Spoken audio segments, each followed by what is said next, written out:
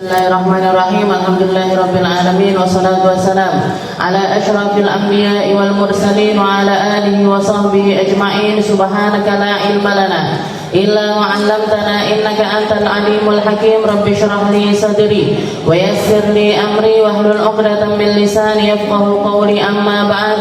Alhamdulillah ala ni'matil Islam, alhamdulillah ala ni'matil iman, wa kafa biha min ni'mah. Allahumma barik lana fi Rajab wa Sya'ban wa ballighna Ramadan wa ballighna Ramadan wa ballighna Ramadan wa a'inna 'ala siyam wal qiyam wa qira'atil Qur'an wa qanni'na bil yasir minal manam.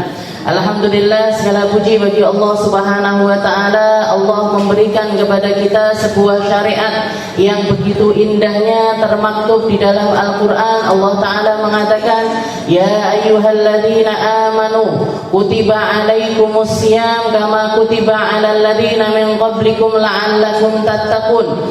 Untuk menargetkan seorang hamba ini menjadi hamba yang bertakwa, Allah ta'ala memberi kepada kita sebuah syariat mulia, yaitu syariat untuk melaksanakan puasa. Baik itu puasa wajib ataupun puasa sunnah, semuanya adalah sebuah ibadah mulia yang Allah ta'ala muliakan, karena dengannya kita bisa mendapatkan ketakwaan kepada Allah Subhanahu wa ta'ala. La'allakum tattaqun. Bahkan di dalam hadis yang lain Nabi Muhammad mengatakan, kullu amal ibni Adam bi asyri amsalihah. Semua amal peribadatan hamba itu minimal diganjar sama Allah ta'ala 10 kali lipatnya. Oke, 10 kali lipatnya. Jadi kita baca Al-Quran, kalau umat yang lain baca kitabnya itu 1 huruf 1 pahala, kita 10 pahala. Oke, 1 hurufnya 10 pahala. Bahkan Nabi Muhammad menjelaskan lagi, laisa alif lam mim harf walakin alif harf wa lam harf wa mim harf. Bukan alif lam mim itu 1 huruf dengan 10 pahala, enggak, tapi alifnya dapat 10 pahala, 10 kebaikan, lamnya dapat 10 kebaikan, mimnya juga 10 kebaikan. Jadi setiap amal peribadatan kita, apalagi sebagai umatnya Nabi Muhammad sallallahu alaihi wasallam, itu satu amaliyah ibadah itu diganjar 10 kali lipat. Di akhir setelah kisah Isra Mi'raj, ketika Nabi Muhammad turun dengan membawa kewajiban sholat 5 waktu, yang asalnya ini 50 waktu, dinyang sampai akhirnya tinggal 5 waktu sholat.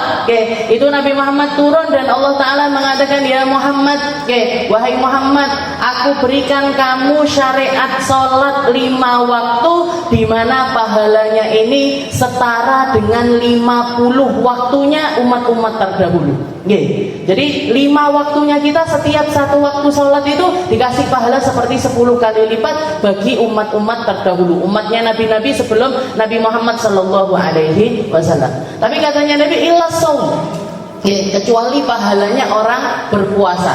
Fa innahu li wa ana ajzi bih. Kalau masalah pahalanya puasa, sing ganjar dhewe aku, katanya Allah Ta'ala. Gak pakai hitungan, gak pakai 10, apa 50, apa 70, apa 100. Katanya Allah Ta'ala, terserah aku nanti mau ngasih pahala semacam apa kepada orang yang melaksanakan ibadah puasa. Kalau yang ngomong seperti ini Allah Ta'ala, Bu, kira-kira yang mau dikasih ini sak berapa? Gak bisa dibayangkan, di luar ekspektasi. Kalau sudah di luar ekspektasinya sama Allah Ta'ala, ini mesti berkali-kali lipat dari apa yang bisa kita bayangkan. Kalau yang ngomong suaminya kita, bisa dikir-kir, tak kei kartu ATM, silahkan belanja sampai puas. Pertama seneng, tapi baru kita tahu, paling isinya garek sampai paling isinya suruh belanja sampai puas, di sini 200.000 itu apa? Diisi 500.000, duitnya pelongo-pelongo akhirnya. Tapi karena yang punya ATM ini Allah Ta'ala, yang punya segala sesuatu, Allah Ta'ala ngasih pahala kepada seseorang yang berpuasa. Ana ajzibi, katanya Allah Ta'ala, aku, ini bagianku. Malaikat gak perlu tahu, Nabi Muhammad gak perlu nyebut, siapapun gak perlu menyampaikan kepada manusia, nanti aku sendiri yang akan memberi pahala tersebut kepada orang-orang yang berpuasa. Li'annahu, kenapa? Karena dia meninggalkan apa yang menjadi rutinitasnya dia. Biasanya pagi sarapan, malah gak sarapan. Yang biasanya hari-hari mau ngelak minum, akhirnya dia meninggalkan minum. Yang hari-hari dia bisa melakukan apa? Istilahnya hubungan suami istri kapanpun, mau siang mau malam terserah, tapi karena puasa akhirnya harus diempet. Ini berarti apa? Dia meninggalkan semua perkara-perkara tersebut li'ajli, katanya Allah, karena aku, maka biar aku sendiri yang ngasih pahala kepada orang tersebut. Karena kalau ibadah lain itu orang bisa kelihatan. Di sini istilahnya kalau kita turun ke bawah, datang waktu sholat duhur, kelihatan, oh mana yang sholat duhur, mana yang enggak sholat duhur. Mana yang sholat, mana yang enggak sholat itu kelihatan. Tapi kalau puasa kan enggak kelihatan. Ini dari sekian banyak yang duduk di sini, mungkin ada yang puasa, mungkin ada yang enggak. Tapi enggak ada yang tahu. Mana yang puasa, mana yang enggak. Ini masih dibagi kotak kabeh jajan. Ada yang makan, ada yang enggak. Yang makan belum sudah pasti enggak puasa kalau makan. Kalau makan sudah pasti nggak puasa. Tapi yang milih untuk nggak makan ini banyak alasannya. Ada yang alasannya memang puasa, ada yang alasannya wes sarapan yang omah, ada yang alasannya lagi diet ini nggak mau makan gorengan misalkan, macam-macam. Nah, alasannya ini macam-macam. Tapi termasuk diantaranya mungkin ada yang berpuasa, yang berpuasa nggak kelihatan sama sekali. Bahkan orang kalau banyak diantara orang-orang soleh itu mereka berpuasa dan nggak ada orang tahu kalau berpuasa. Guru saya Habib Umar itu sering puasa, sering puasa. Tapi nanti kalau ada tamu datang, beliau ikut duduk, makan nampanan seperti itu. Biasanya kan makannya kalau di Arab kan makan jamu tamu itu kan makannya bareng-bareng di nampan. Untuk nyamarkan diri kalau beliau ini lagi puasa, beliau ngambil dulu disuapi, sebelahnya disuapi, sebelahnya lagi disuapi, sebelahnya lagi disuapi, sebelahnya sambil ngomong orang ngira beliau ini ya ngambil dulang ngambil makan, ngambil dulang ngambil, tapi padahal enggak.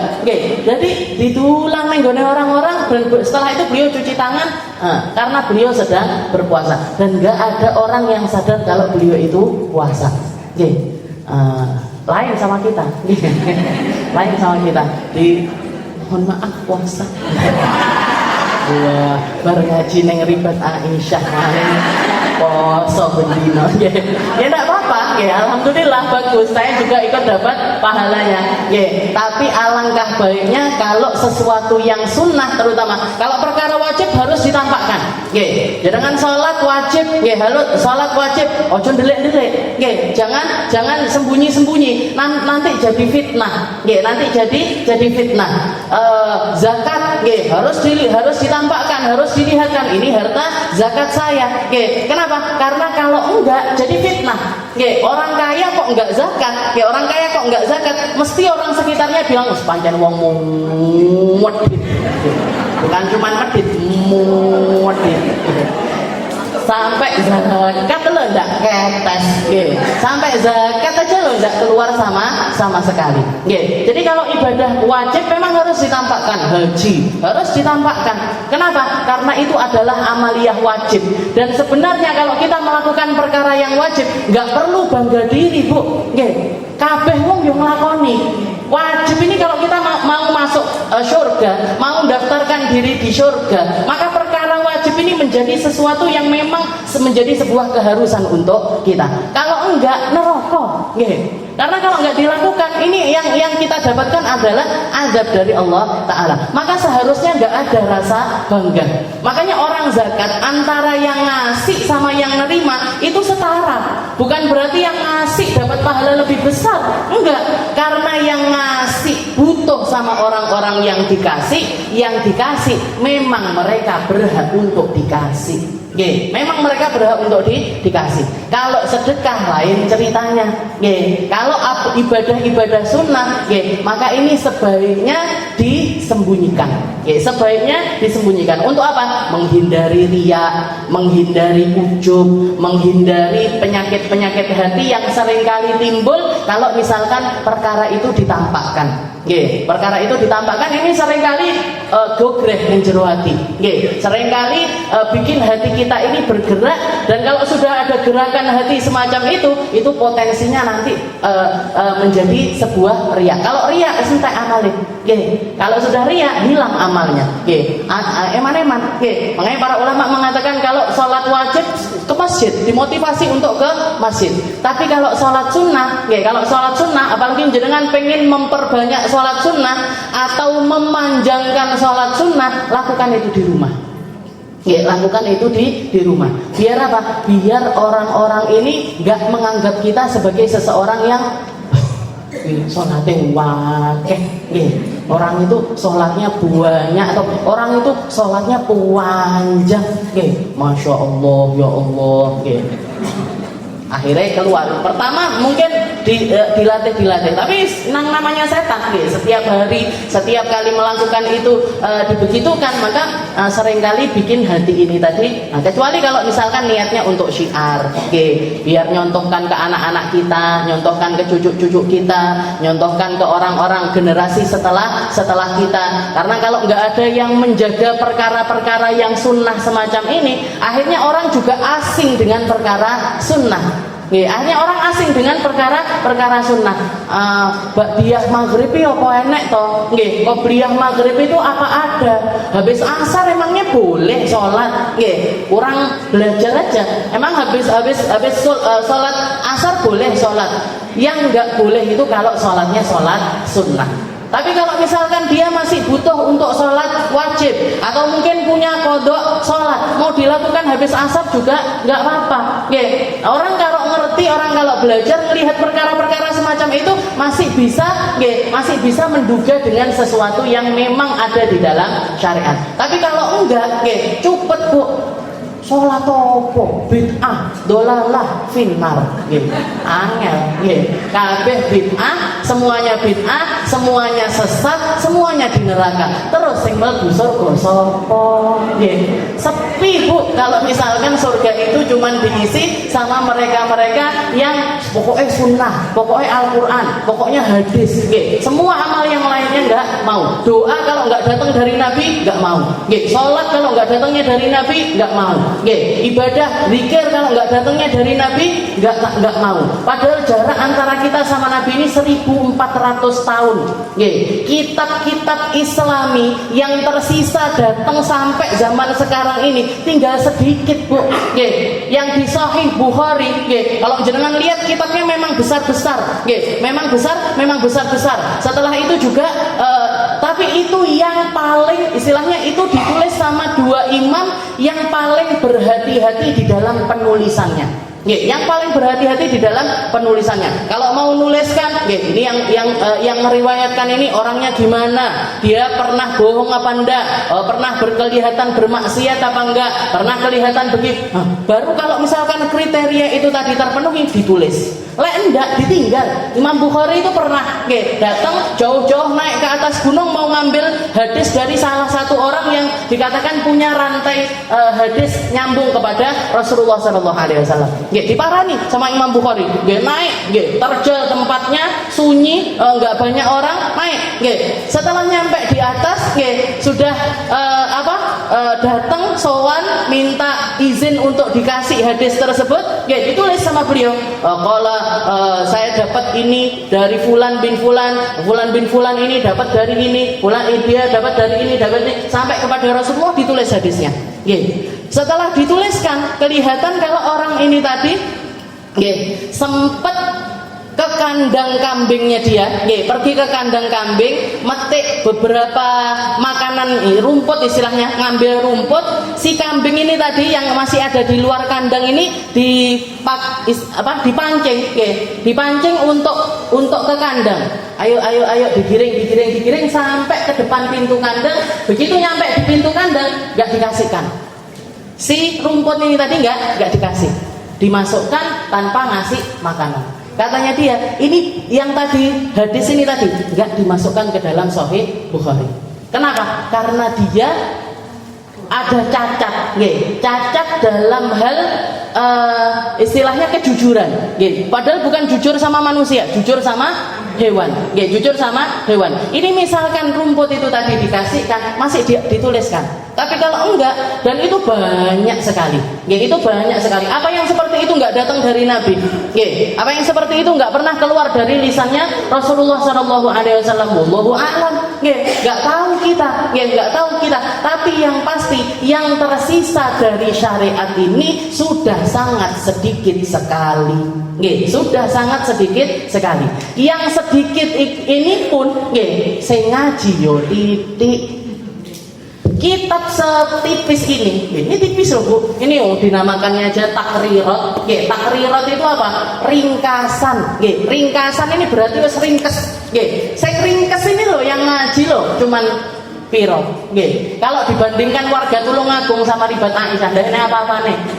Saya sepanjang jalan tadi ketemu banyak sekali orang. Yo istilahnya husnudonnya, wes insyaallah ngaji kabeh. Arep diundang kabeh yo kok masjidnya ra cukup.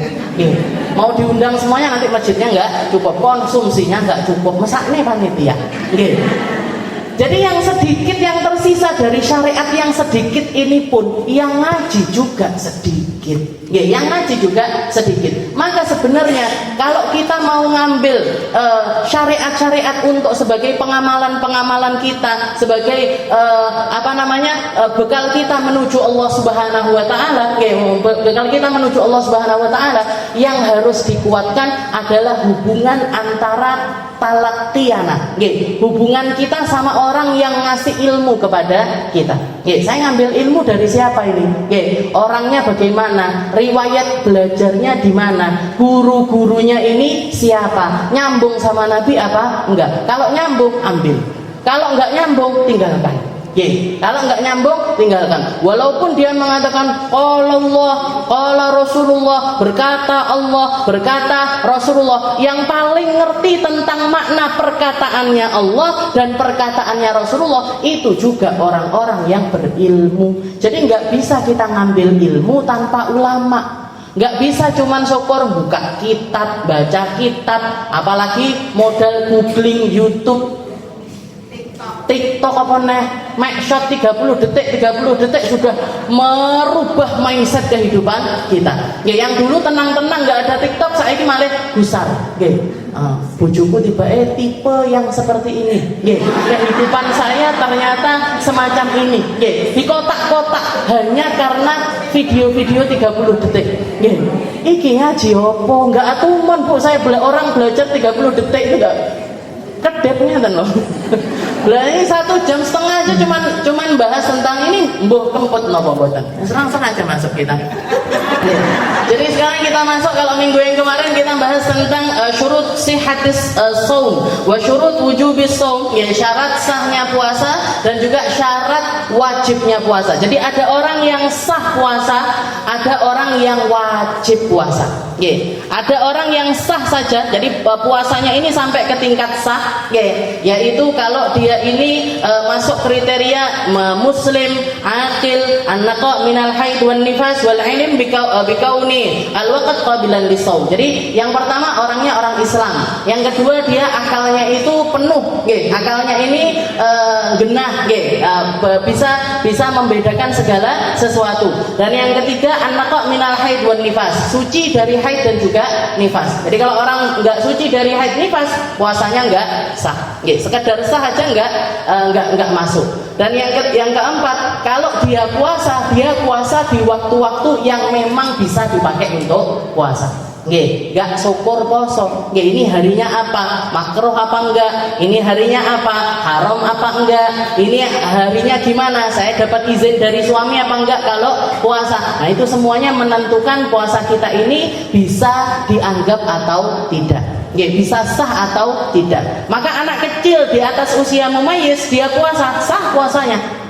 Sah puasanya walaupun belum wajib puasa. Walaupun belum wajib puasa. Berarti kalau dia sah seperti itu dapat pahala Ustazah? Dapat.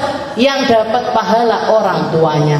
Yang dapat pahala orang tuanya karena mendidik anak-anak tersebut di dalam ibadah puasa. Dan kalau dia menunaikan semua kewajiban sebagai seorang muslim untuk nantinya kalau dia sudah dewasa dia bisa mengamalkan semuanya dengan benar, sudah disampaikan semuanya, dipelajari, dicontohkan, dididik untuk mempraktekkan semua amaliyah ibadah, sholat, puasa, zakat, haji, diajarkan semuanya kepada anak-anak ini. Nanti kalau misalkan setelah dewasa, karena orang dewasa ini kan macam-macam, ada yang bisa lanjut istiqomah sampai gede jadi anak yang baik.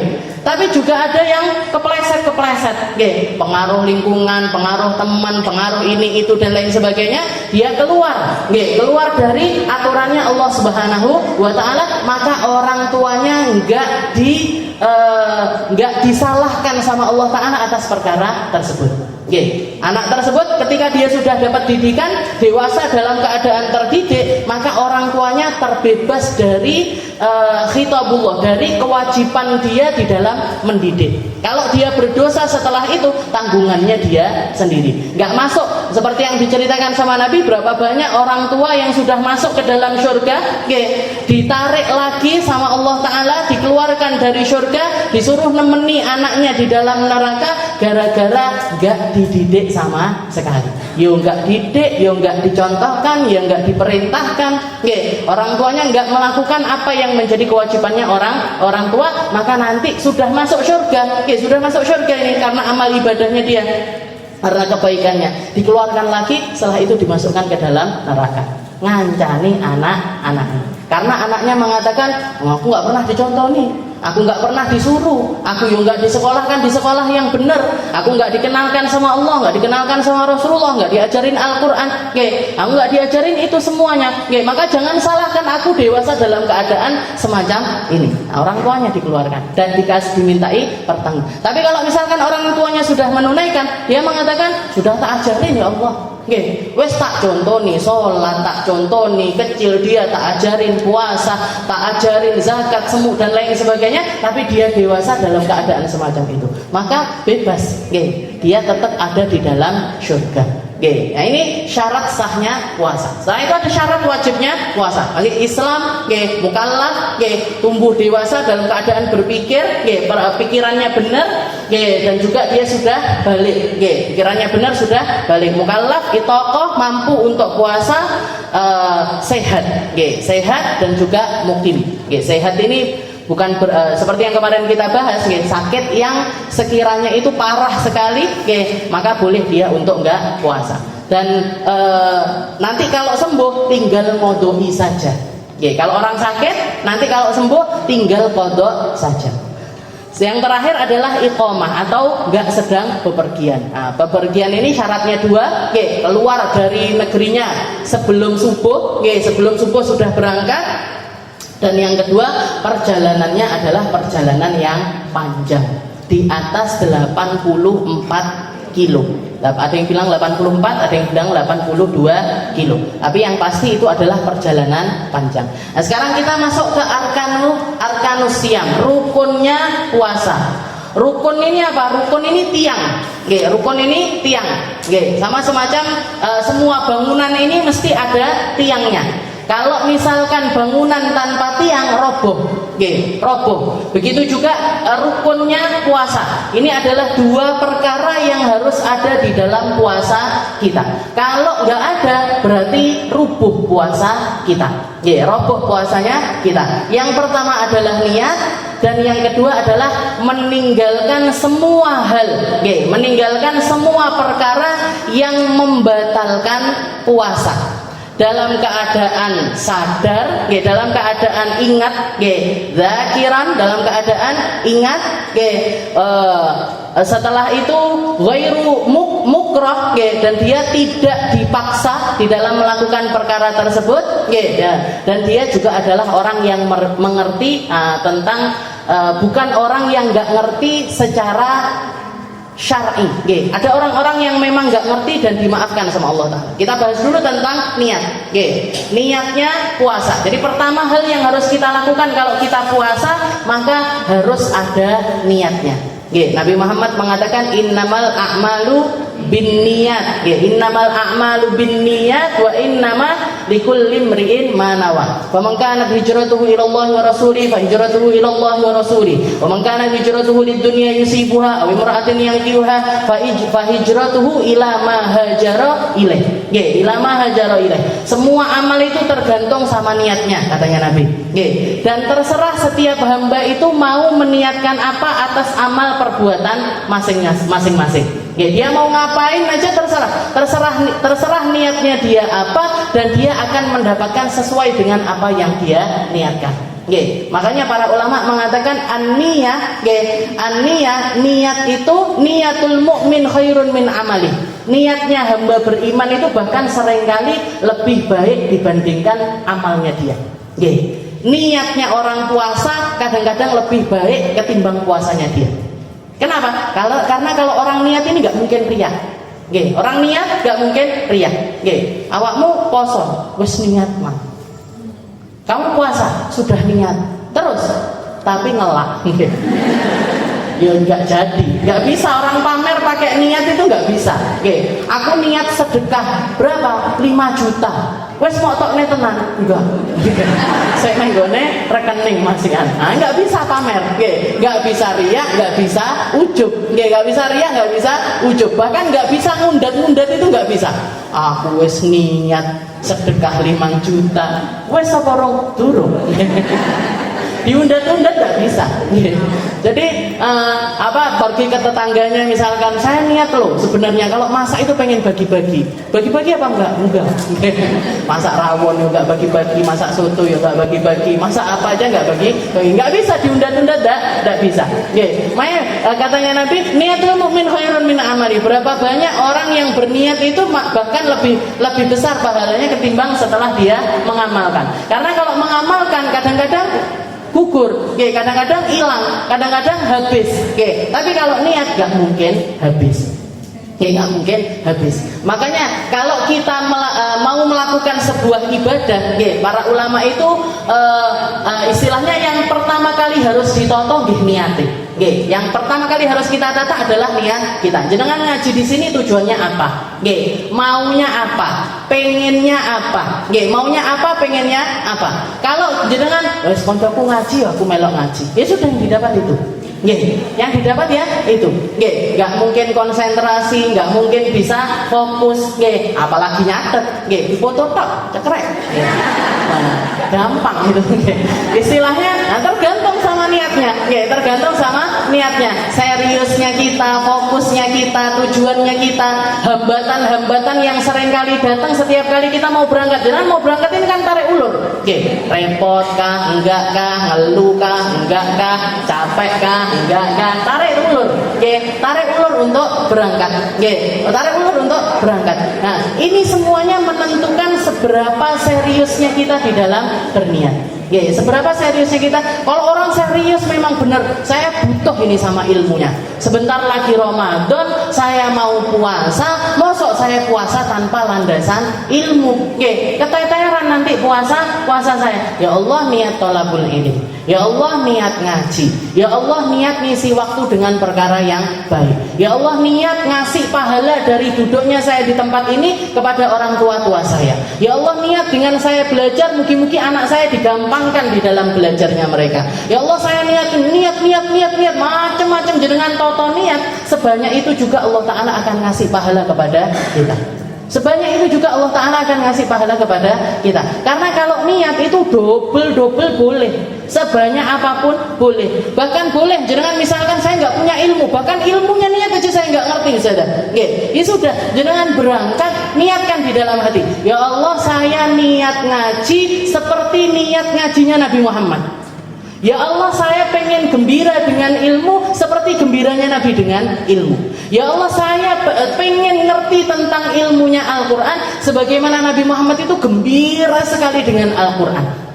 Nabi Muhammad itu gembira sekali. Apalagi mau masuk Ramadan gini sudah wanti-wanti sama para sahabat. Makanya doa yang sering kali diajarkan sama kita kalau masuk dari bulan Rajab, dari bulan Rajab, Allahumma barik lana fi Rajab wa Sya'ban wa ballighna Ramadan. Allahumma barik lana fi Rajab wa Sya'ban wa ballighna Ramadan. Ya Allah, berkahi Rajab saya, berkahi Sya'ban saya, sampaikan saya masuk bulan Ramadan. Ini buat apa? Buat apa? Rasulullah manjangkan niat untuk ibadah Ramadan dari 2 bulan sebelumnya. Diniatkan, ya Allah, balighna Ramadan, balighna Ramadan. Biar keluar ini rasa nunggu-nunggu sama Ramadan, ngenten-ngenteni sama Ramadan. Karena orang kalau sudah nggak disibukkan sama hal semacam ini, dia disibukkan dengan perkara yang lain. Kalau dia nggak niat dengan niat-niat semacam ini, dia niat dengan perkara yang lain. Lihat, jangan lihat orang ahli dunia, orang yang pikirannya melulu tentang dunia. Kalau disebutkan Ramadan, yang kepikiran itu apa? Yang kepikiran apa? Blonjone tambahan, padahal poso. Padahal poso, blonjone sik takjil lah, nggo sirup lah, inilah. Ini menunjukkan kalau segitu, segitu nilai kita di sisi Allah Ta'ala. Segitu keadaan hati kita dengan Allah Ta'ala. Yang dipikirkan rukuwe opo, engko salate neng masjid endi, padahal engko neng masjid mburi dhewe sender bisa. Tapi rukuwe paling apik, sajadahe paling apik. Jadi ini menunjukkan kalau berarti apa? Pikiran kita yang penuh sama perkara dunia. Kalau Nabi Muhammad, Nabi Muhammad mengatakan kepada para sahabat, ja'akum syahrun azim, sebentar lagi akan masuk kepada kalian bulan yang mulia, syahrun mubarak. Katanya Nabi, syahrun mubarak. Mubarak ini apa? Kathiratul khair. Semua ulama sepakat yang namanya mubarak itu kathiratul khair. Orang yang berkah itu yang paling bisa mendapatkan kebaikan terbanyak. Itu yang paling berkah. Orang yang ilmunya paling berkah, yang paling bawa manfaat untuk dirinya. Dia belajar, dia ngomong tentang puasa, dia orang yang mengamalkan puasa. Dia ngomong tentang bangun malam, dia ngamalkan bangun malam. Dia ngomong tentang zikir, dia orang yang ngamalkan tentang zikir. Ini namanya kasratul khair. Ditambah lagi banyak orang yang ngambil manfaat dari ilmunya orang tersebut. Ini berarti ilmunya berkah. Ilmunya berkah. Orang punya harta, banyak orang punya harta, banyak orang punya uang miliaran, banyak orang punya uang jutaan, tapi sedikit yang bisa memanfaatkan dari uang tersebut. Mek diteloki ya bentino, saldoku piro, saldoku piro, saldoku piro. Ndak diapa-apa nih tapi, buat diri sendiri ya enggak, buat orang lain juga enggak, buat perjuangan juga enggak. Buat perjuangan juga enggak. Ini berarti apa? Hartanya enggak barokah. Orang punya umur panjang, tapi mati ya wes mati. Ilmunya enggak ditinggalkan, kebaikannya enggak ditinggalkan. Berarti nopo? Uripe ora barokah. Katanya Nabi, syahrul mubarak. Ramadan itu bulan penuh berkah. Bulannya kita ngambil kebaikan yang banyak di sisi Allah Ta'ala. Yang banyak ini berarti apa? Ambil porsi yang banyak dari Quran, ambil porsi yang banyak dari. Makanya para ulama itu, kalau jenengan dengarkan riwayatnya para ulama-ulama kita, masuk bulan Ramadan interaksinya sama Al-Quran itu berkali-kali lipat. Imam Syafi'i itu hatam Al-Quran sehari 2 kali. Siang hatam, malam hatam. Siang hatam, malam hatam. Imam Suhail, Imam Suhail dikatakan sepanjang hidupnya beliau itu hafal Al-Quran umur 7 tahun. Dan dari mulai umur 7 tahun sampai umur 17 tahun beliau melaksanakan puasa dahar, puasa setiap hari. Dari mulai usia 7 tahun sampai 17 tahun. Awake dhewe, oh ini waktunya lalai ini nggih.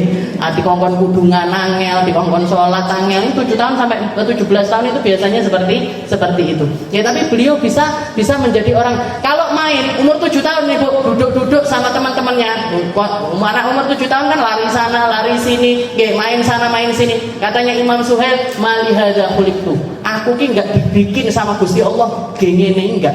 Nggih, buat begini ini enggak, bukan buat main bola, bukan buat lari-larian, bukan buat panjat dan lain sebagainya, enggak. Aku diciptakan sama Gusti Allah buat ibadah. Nggih, bilang sama orang tuanya, "Mi, aku enggak usah belajar di madrasah lagi." Terus kenapa? Ya nanti kamu mau belajarnya gimana kalau enggak pergi ke sekolah? Aku kalaupun misalkan harus sekolah, aku tak datang waktu mepet belajar aja. Oke, nanti habis belajar aku tak pulang. Oke, karena kalau enggak gitu nanti aku main sana main sini. Ini anak mana umur 7 tahun yang seperti ini? Kenapa? Diberkahi sama Allah Ta'ala. Oke, syahrul mubarak. Jadi Ramadan ini bulan penuh berkah. Bukan berkah karpete anyar, kudene anyar, jajane akeh. Tutup, Bu. Oke. Bukan itu. Oke, berapa? Qurannya kita berapa? Zikirnya kita berapa? Kebaikannya kita berapa? Sedekahnya kita berapa? Langkah kakinya kita ke masjid berapa? Rakaat-rakaatnya kita berapa yang nambah dari itu semuanya? Ini yang namanya berkah. Dibantu lagi sama Allah Ta'ala. Ini bulan tuftahu fihi abwabul jinan. Pintu surga dibuka selebar-lebarnya. Berarti apa? Orang mau masuk surga di bulan Ramadan, dengan ketemu sama Ramadan gampang sekali. Kabeh pintunya buka. Semua pintunya surga dibuka. Mau kamu masuk lewat mana? Mau lewat pintu bangun malam, mau lewat pintu orang sedekah, mau lewat pintunya orang birrul walidain, bakti sama orang tua. Mau yang mana terserah kamu. Terserah kamu. Setelah itu pintunya neraka ditutup semuanya sama Allah Ta'ala. Pintu neraka ditutup, setan-setan dibungkem, diborgol, dirantai, biar ndak goda kita banyak-banyak. Tapi harus kadung telatih. Sudah kadung terlatih 12 bulan, 11 bulannya opo jare setan dilakoni. Ya sudah, Ramadan panggah dadi setan. Wes dadi anak buahe setan. 11-12 sama setan. Ya wes, nggak ada yang berubah dari orang tersebut. Itu yang dikatakan. Jadi ditunggu-tunggu sama Nabi. Makanya kalau kita puasa, salah satu hal yang harus ada niat. Harus ada adalah niat. Dan secara fikih, niat ini apa ini? Jadi niat itu gimana caranya kita niat? Seperti yang seringkali atau biasa kita baca. Setiap malam-malam dari Ramadan harus baca niat nawaitu sauma ghadin an adai fardhi syahri Ramadan hadhihi sanati lillahi ta'ala. Setiap malam. Setiap malam harus ditajdid lagi. Menurut Imam Syafi'i, tabyitun niat itu harus setiap malamnya. Karena Nabi Muhammad juga mengatakan man lam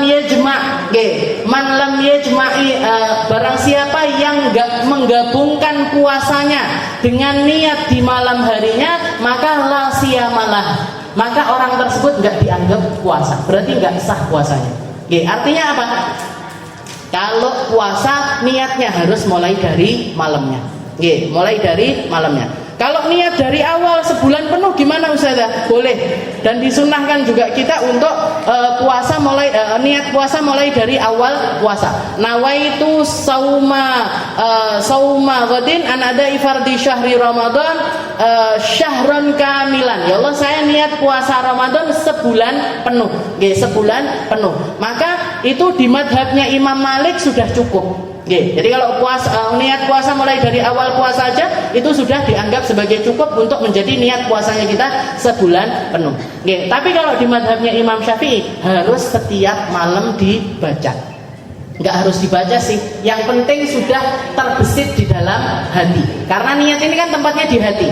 Talaffuduhu sunnah, ngelafatinnya atau membacanya itu hukumnya adalah sunnah, wajibnya di dalam hati. Jadi malam sudah ada kerentek, besok poso, sudah cukup. Besok puasa Ramadan, puasa wajib Ramadan, itu sudah cukup.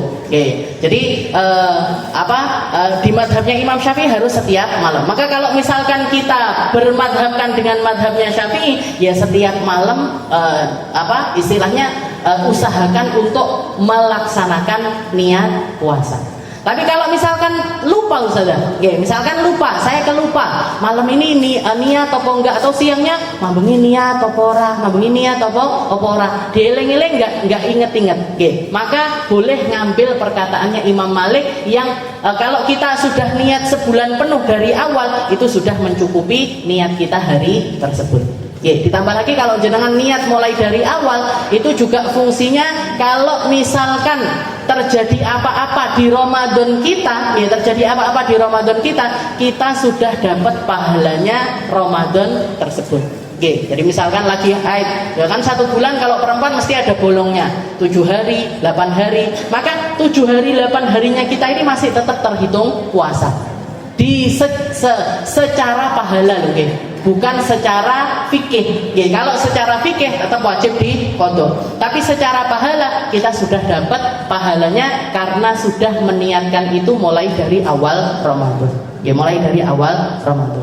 Jadi niat puasa harus setiap malam di madhabnya Imam Syafi'i. Madhabnya Imam Malik boleh digabung sebulan penuh. Jadi niat di awal aja itu sudah mencukupi niat sebulan penuh.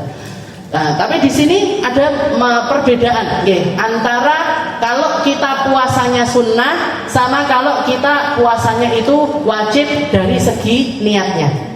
Tidak di segi niatnya. Jadi kalau orang puasa wajib, orang kalau puasa wajib, masuknya waktu niat itu mulai dari ghurubus syams, mulai dari terbenamnya matahari, mulai dari datangnya waktu maghrib sampai sebelum fajar, sampai sebelum subuh. Itu waktunya kita untuk berniat puasa wajib. Ya Allah, misalkan bukan di bulan Ramadan, jenengan mau ngodoi puasa Ramadan, di bulan Syawal misalkan, bulan Syawal jenengan mau ngodoi puasa Ramadan yang bolong 5 hari misalkan, jenengan gimana ini? Saya niatnya kapan? Malam, mulai dari kapan? Mulai dari maghrib, sampai sebelum subuh. Sampai sebelum subuh. Kalau di malam itu kita nggak terbesit niat sama sekali, maka hari itu kita nggak boleh puasa, atau puasanya ini nggak sah. Kenapa? Karena nggak mabit niat, karena niatnya tidak diinapkan istilahnya, tidak dimabitkan, tidak diinapkan di malam tersebut, maka puasanya nggak sah. Lain kalau puasa sunnah.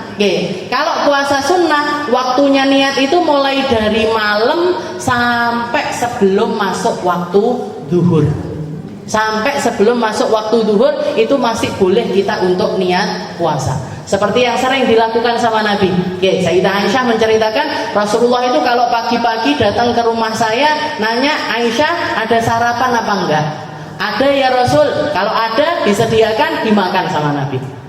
Kalau Sayyidah Aisyah bilang nggak ada ya Rasul, gandum nggak punya, korma yo nggak punya, makanan nggak punya, yang mau dimasak ini nggak ada ya Rasul, maka Rasulullah mengatakan ya sudah kalau gitu hari ini aku puasa.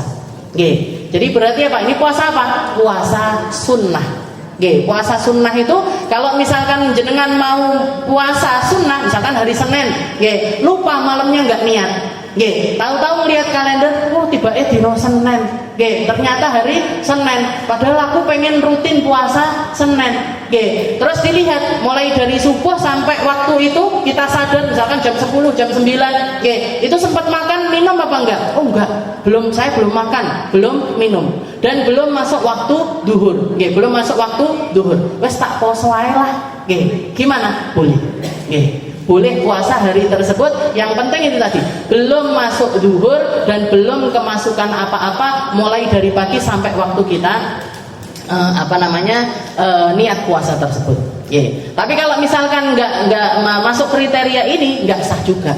Jadi misalkan hari Senin, padung sarapan gudeg, campur gorengan, campur ini itu dan lain sebagainya, loh tiba Senin melek poso, gak iso wong wis sarapan, wong sudah sarapan ya nggak bisa. atau belum makan apa-apa tapi sudah di atas duhur, sudah keluar dari waktu duhur. Jadi habis duhur baru sadar, padahal urung sarapan aku, pengen puasa Senin, gimana? Nggak bisa. Karena sudah keluar dari waktu duhur. Jadi ini perbedaan yang pertama. Kalau puasa wajib waktunya dari malam sampai subuh, niatnya.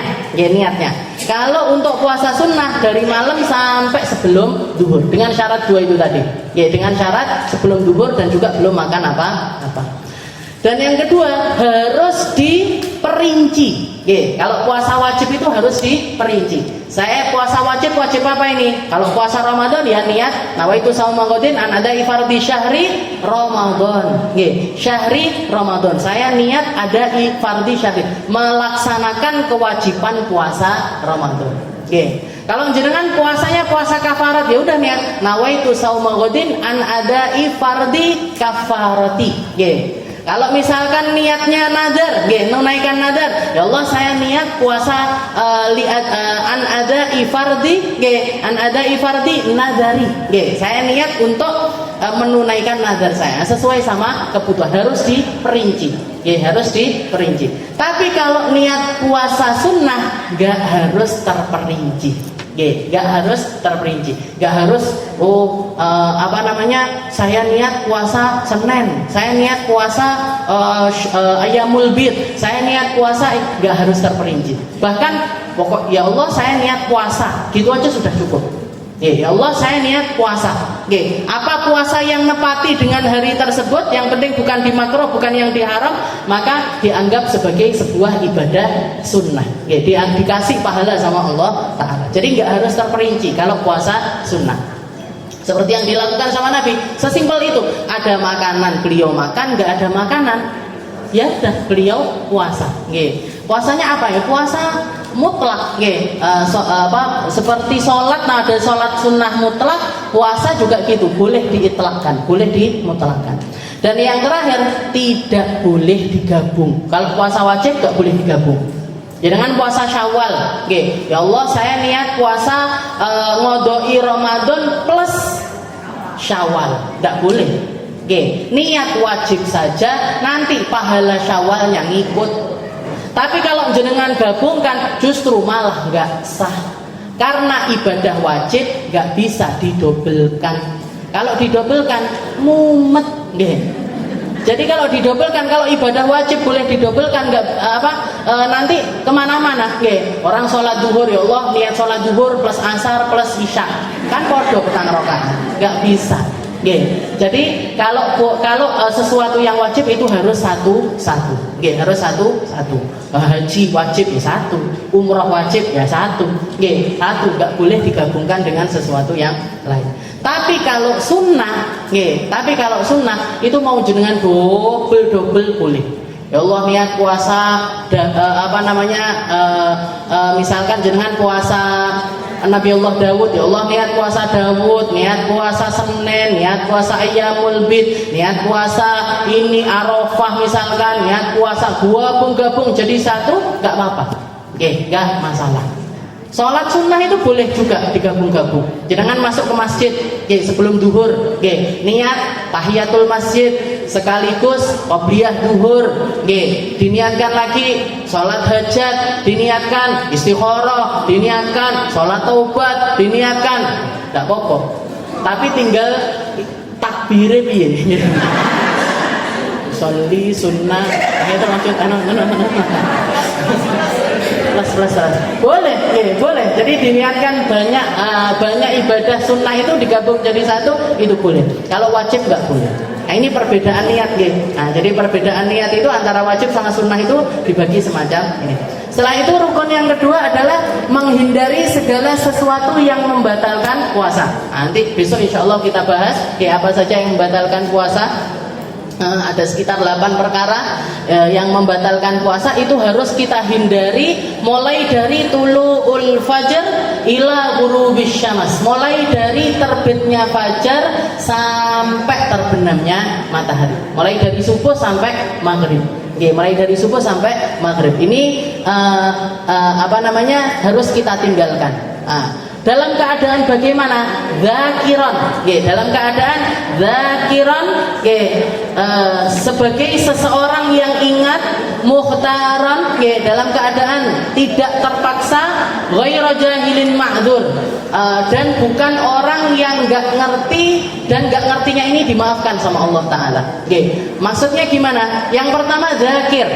Kalau misalkan orang batal puasanya atau mengkonsumsi sesuatu yang membatalkan puasa, tapi dalam keadaan lupa, dalam keadaan lupa yang memang benar-benar lupa, maka puasanya tetap dianggap sah. Puasanya tetap dianggap sah. Jangan puasa, niat puasa. Pagi-pagi ngeterni anaknya sekolah, mampir tuku bubur, ngandok bubur. Habis itu, loh, aku tadi kan puasa. Gue sarapan di bubur. Gimana ini? Boleh nggak dilanjutkan puasanya? Boleh. Boleh. Boleh dan sah. Duhur neng warung bakso.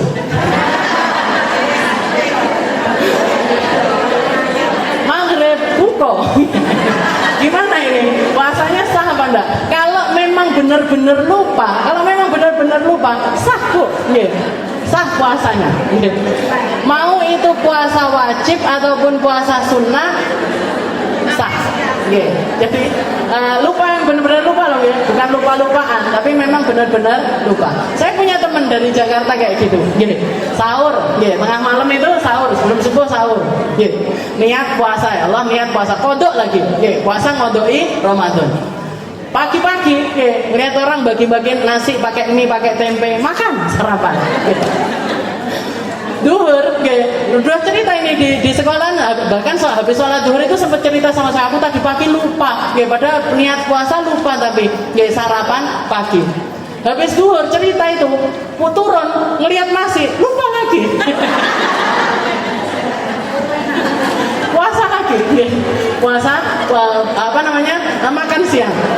Maghrib saya lihat bukong Maghrib bukong. Gimana ini puasanya hari ini gimana? Sah. Kenapa? Karena memang benar-benar lupa. Kalau memang benar-benar lupa sah. Katanya Nabi itu gambarannya itu Allah Ta'ala pengen ngasih makan sama orang itu. Allah Ta'ala ngelihat kayak lemas banget, kayak butuh asupan ya dikasih sama Allah Ta'ala. Jadi zakiran yang batal itu kalau ingat.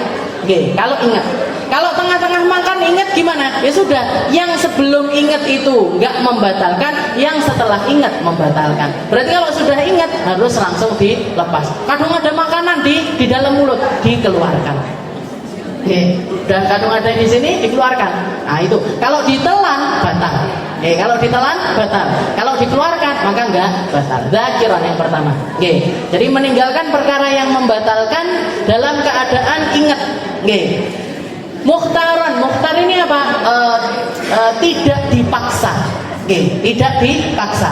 Lain kalau dipaksa ini bukan berarti dipaksa koncone nganduk. Ini bukan dipaksa ini namanya. Dipaksa itu kayak saudara-saudara kita yang ada di Palestina, yang ada di Suriah. Mereka ditindas sama orang non muslim, ditindas sama orang munafik, ditindas sama orang-orang Yahudi. Banyak di antara mereka ini yang ketika ditawan. Kalau selain bulan Ramadan nggak boleh makan, nggak boleh minum. Kalau Ramadan malah justru disuruh makan, disuruh minum. Bahkan ada sebagian di antara mereka yang didudukkan terbalik di atas kursi. Jadi kursi ini kalau duduk gini dia dibalik, kepalanya di bawah. Habis itu digerojoki air. Dipaksa untuk makan, dipaksa untuk minum, padahal tahu kalau umat muslim sedang puasa kalau bulan Ramadan. Gimana ini? Orang semacam ini puasa Ramadannya batal apa enggak? Enggak. Tetap sah puasanya. Meskipun dia makan, meskipun dia minum, karena dia melakukan itu bukan dengan keinginannya sendiri, tapi dipaksa sama orang-orang yang memang bisa memaksa. Jadi yang kedua adalah mukhtar. Dan yang ketiga, ghairu jahilin ma'dzur. Bukan orang yang nggak ngerti secara syariat. Jadi yang dimaafkan sama syariat orang nggak ngerti, salah-salah di dalam ibadah, nggak benar di dalam ibadah. Itu kalau dia nggak ngertinya itu memang benar-benar nggak ngerti. Mana ini? Dua. Yang pertama, orang yang baru masuk Islam.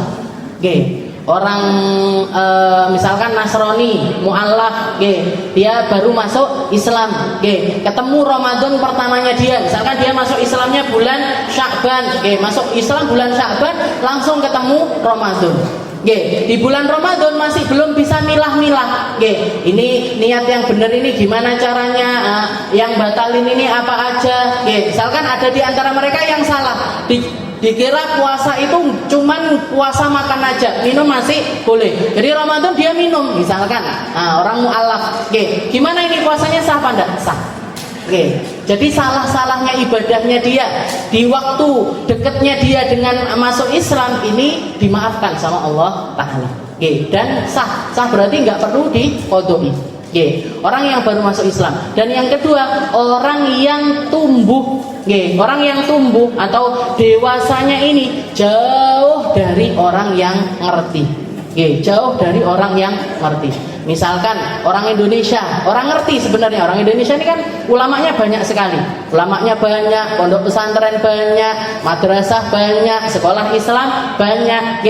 Jadi kalau misalkan kita tinggal di Indonesia, harusnya nggak bakalan masuk di salah satu dari dua kriteria orang ini tadi. Tapi kalau misalkan ada orang tumbuhnya itu di pelosok di Papua misalkan. Papua yang desa sekali. Papua kalau yang kota ya nggak dianggap. Selama ada akses ilmu, dia wajib belajar. Kalau misalkan dia nggak belajar, berarti itu salahnya dia sendiri. Kesalahan dari orang itu sendiri. Tapi kalau misalkan dia memang nggak ada akses sama sekali yang bisa nyampaikan ilmu ke tempat tersebut, ada salah-salahnya ibadah di dalam dirinya dia, maka itu juga dimaafkan sama Allah Ta'ala. Dimaafkan sama Allah Ta'ala kalau ada salahnya. Jadi ini ketidakmengertian yang dimaafkan sama syariat, yaitu kalau dia tumbuh di tempat yang jauh dari orang ahli ilmu. Dan yang kedua, kalau dia baru saja masuk Islam. Selain dua orang ini, kalau ada kesalahan-kesalahan di dalam syariat, harus ditambeli. Harus ditambeli. Saya baru tahu Ustazah, kalau misalkan puasa Ramadan itu harus dikodok. Jenengan tinggal di hutan bagian mana, Bu? Tulungagung, daerah mana? Kampung Dalem. Madrasah akeh, sekolahan akeh, kok sampai nggak ngerti kalau puasa Ramadan wajib diqodho. Gimana ini? Sudah 70 tahun yang lalu, waktu itu umurnya udah 80 misalkan. Udah 70 tahun yang lalu, gimana ini? Wajib diqodho. Wajib berusaha untuk mengqodho. Karena apa? Karena itu adalah kesalahan diri sendiri. Kesalahan dari diri kita sendiri. Di madrasah nih bolos, di sekolahan Islam sama orang tuanya tapi nggak teknik. Akhirnya nggak ngerti. Ada banyak syariat yang tidak dimengerti. Kalau ada salah-salahnya dia di dalam pengamalan, itu tidak dimaafkan sama Allah Ta'ala. Yang dimaafkan itu kalau dua ini tadi. Ba'idun min nash'il ulama. Jadi yang tumbuh jauh dari ulama dan yang baru saja masuk ke dalam agama Islam. Wujubu shaumi Ramadan, yajibu shaumu Ramadan bi ahadi umuri khamsah. Wallahu a'lam bishawab. Insyaallah kita lanjutkan di pertemuan kita yang selanjutnya.